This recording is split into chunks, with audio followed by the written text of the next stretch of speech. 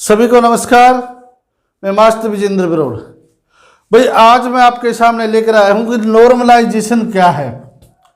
इस फार्मूले की आपको बताने की जरूरत क्यों पड़ी, क्योंकि अभी जो हमारा हरियाणा पुलिस मेन कांस्टेबल का जो रिजल्ट आया है इसमें ज़्यादा शोर हुआ।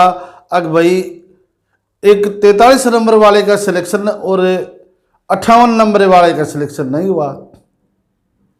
वैसे मैं आपको बता दूं कि 10 नंबर का जो फर्क पड़ा है इतना ज़्यादा पेपरों में फर्क नहीं था हमारा।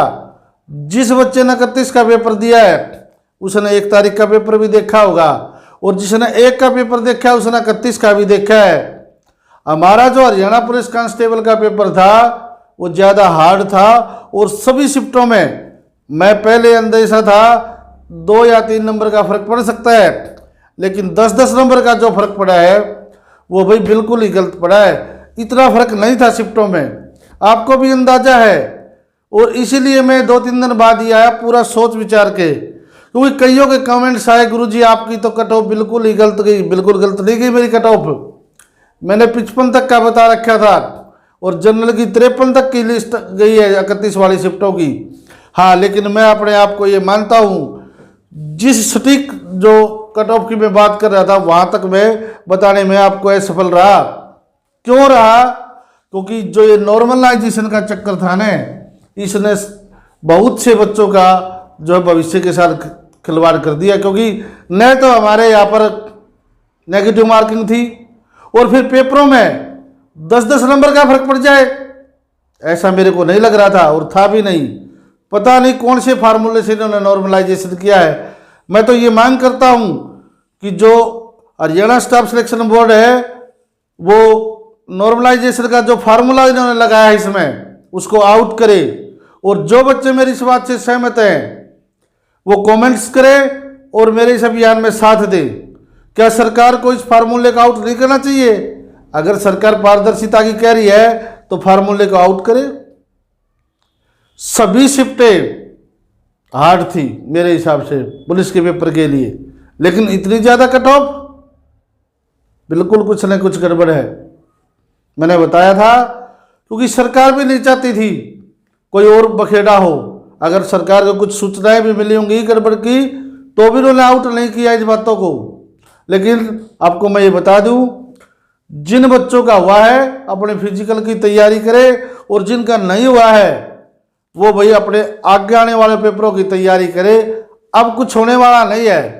इस भर्ती प्रक्रिया में आपका रिजल्ट आउट हो गया और ये ऐसे ही प्रॉपर तरीके से आगे चलेगी, लेकिन आगे के लिए आप अच्छी तैयारी करें, और जिसका नहीं हुआ है वो ज़्यादा मेहनत करे। लेकिन ये मांग में हम जरूर करते हैं भाई जो भी फार्मूला सरकार ने लगाया है उसको आउट करे। अब मैं आपको बताता हूँ क्या होता है नॉर्मलाइजेशन। नॉर्मलाइजेशन होता है कि जो भी बच्चों ने पेपर दिया है हार्ड शिफ्ट और जो है इजी शिफ्ट उनको बराबर लाना। उदाहरण के तौर पर मैं आपको बता दूं, मान लो शिफ्ट 1 में बच्चों को 5 बच्चों का हमने उदाहरण लिया, एक के 40 नंबर आए, 50, 60, 70 और 55। शिफ्ट 2 में फिर हमने 5 बच्चों के लिए एक के 60 आए, एक के 65, 80, 85 और फिर 60। ओवरेज जो नंबर थे, टोटल इनके जो नंबर थे 5 बच्चों के 275 अंक बने। यहां पर सेकंड शिफ्ट में 5 बच्चों के 350 नंबर बने। हमने कितने बच्चों का लिया है? 5 बच्चों का उदाहरण। तो औसत इसका कितना आ गया? अगर हम इसको करते हैं 5 5 25 55, और इसको यदि हम 5 से करेंगे तो ये आ गया 70। इनको बराबर करना, ओवरेज को बराबर कर लिया हमने। ये मैं सिंपल तरीका बता रहा हूँ नॉर्मलाइजेशन का। वैसे मैं हार्ड जो तरीका है इसका वो फार्मूला भी मैं आपको समझाऊंगा। अब ये 55 वालों को 70 के बराबर लाना। अब 70 में और 55 में कितने नंबर का फर्क पड़ गया भाई? 15 नंबर का। अब इनको 15 नंबर दे दिए जहां सभी बच्चों को। इसका अर्थ क्या हुआ? इसको भी 15 नंबर मिल गए, इसको भी 15, इसको भी 15, इसको भी 15 और इसको भी 15।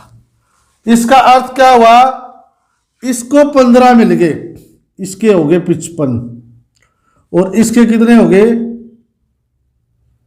65 और इसके कितने हो गए 75, इसके हो गए 85। इसी तरह से ये बढ़ते गए और इसके भी भाई 70 हो गए ना, इसके भी।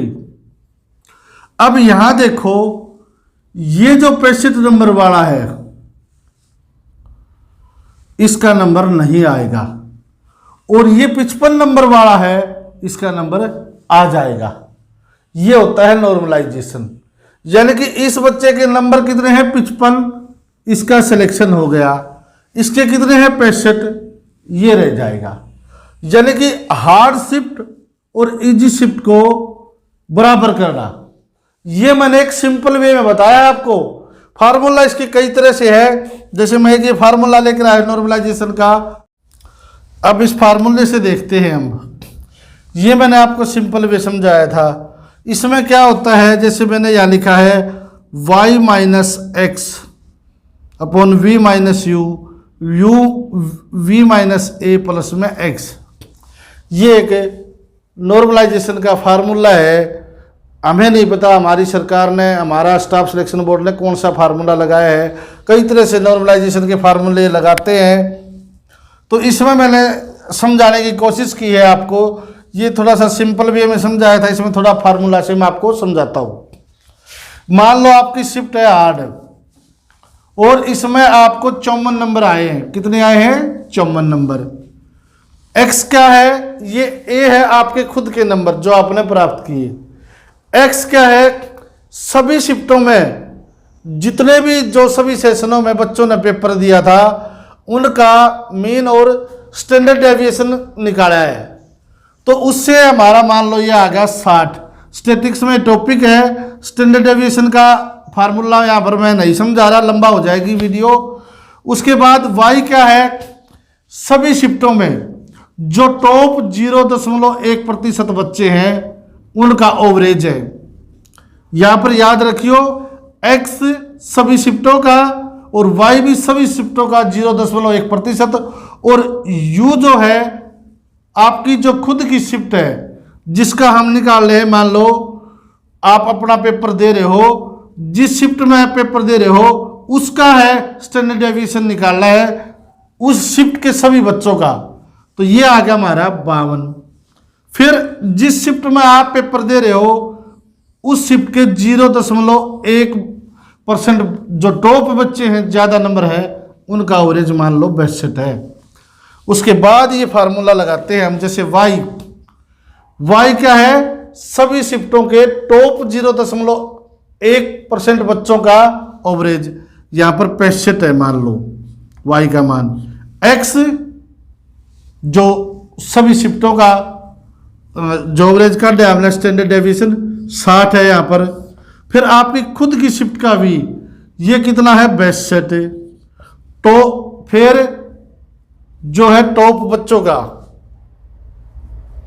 आपकी जो खुद की जो शिफ्ट है वी जो है टॉप 0.1 बच्चों का 62, सभी बच्चों का जो आपकी खुद की शिफ्ट है उसका है यहाँ पर 52। फिर ए वी क्या है, ये हमने बताया है 62।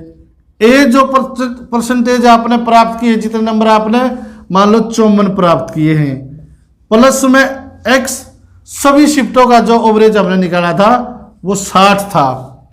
तो यहां पर 65 में दे गया 5, यहां पर 10, ये 8